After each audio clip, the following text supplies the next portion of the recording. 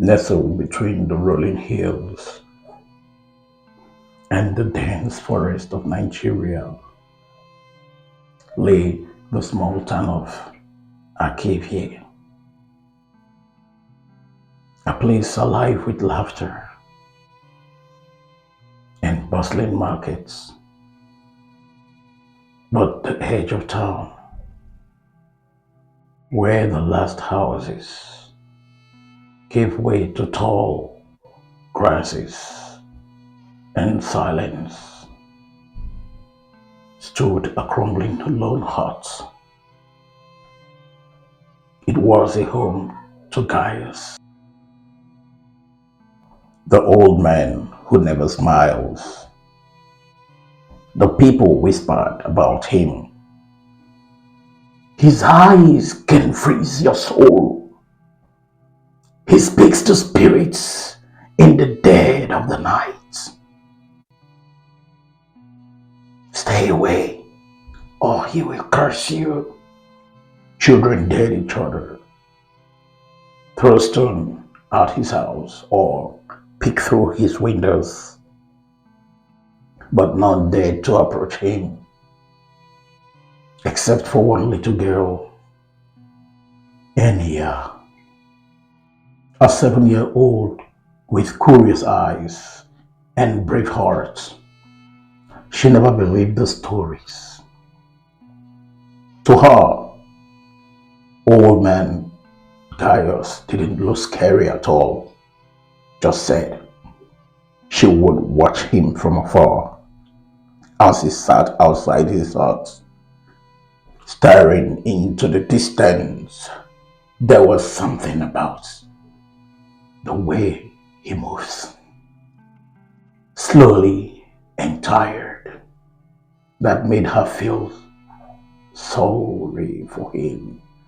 One sunny afternoon, Eniya decided she had had enough of the rumors. With a basket of freshly picked fruits in hand, she walked to the outskirts of Akibie, ignoring the call from her friends. Eniya, don't go. You will regret it. But she marched on, her steps steady.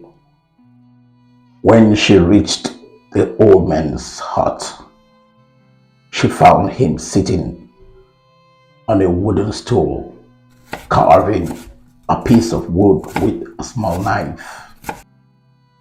He didn't look up. Eniya called out cheerfully, "Good afternoon, sir." Startled Gaius looked up, his eyes sharp and piercing, made her heart race. But she stood her ground. "Why are you here, child? Don't you know that I am dangerous?" Eniya answered. "You don't look dangerous to me. You look lonely." Gaius frowned, but said nothing. Eniya held out the basket. "I brought you some fruits, and I hope you like them." For a long time, Gaius looked at her, his expressions unreadable. Then, with a sigh, he took the basket. Eniya visited Gaius every day after that day. At first, he was gruff and distant, barely speaking to her. But Eniya persisted. She brought him fruits, flowers, and stories from the village. Slowly, the walls around his heart began to melt. One evening, as the sun dipped below the horizon, painting the sky orange and red, Gaius finally spoke about his past. "You know, I wasn't always like this. I used to laugh, dance, and love life. I had a family, a wife, 2 daughters. and the sun. They were my everything. His voice trembled, and Eniya leaned closer. Her small hands clasped his tightly. It happened longer time ago during the Yam festival. My wife made a special meal to celebrate, but something went wrong. The food, it was poisoned. I didn't know how. By the time we realized, it was too late.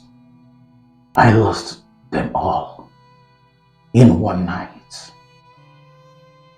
Tears streamed down Gaius's eyes as he continued. After that day, I couldn't bear to stay around people or in town. I left everything, my friends, my work, my life, and I came here. I thought if I had stayed away from people, I wouldn't feel pain ever again. Eniya couldn't forget Gaius' story. She decided she wouldn't let him live in sadness anymore. The next day, she brought him a small potted plant. Here is something to brighten up your home. Gaius grumbled but accepted it.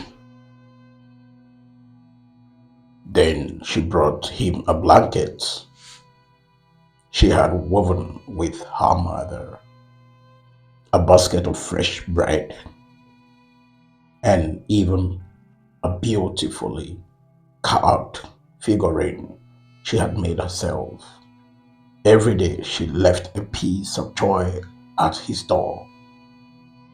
At first, Gaius resisted, but in years' persistence wore him down. He started smiling, a small hesitant smile, but it was smile nothing less. One morning, Gaius surrounded Eniya. Come, child, I want to show you something. He led her behind his hut to a small, overgrown garden. This was my wife's garden. She loved growing flowers.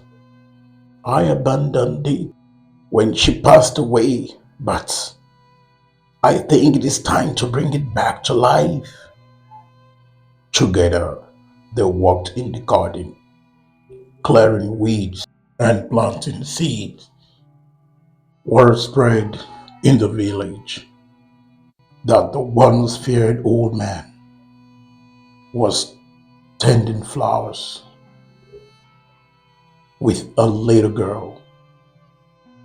Slowly, others began to visit, bringing seeds, tools, and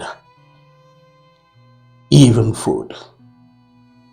The garden became a place of gathering and healing. And Gaius, once a recluse, found himself surrounded by laughter and friendship.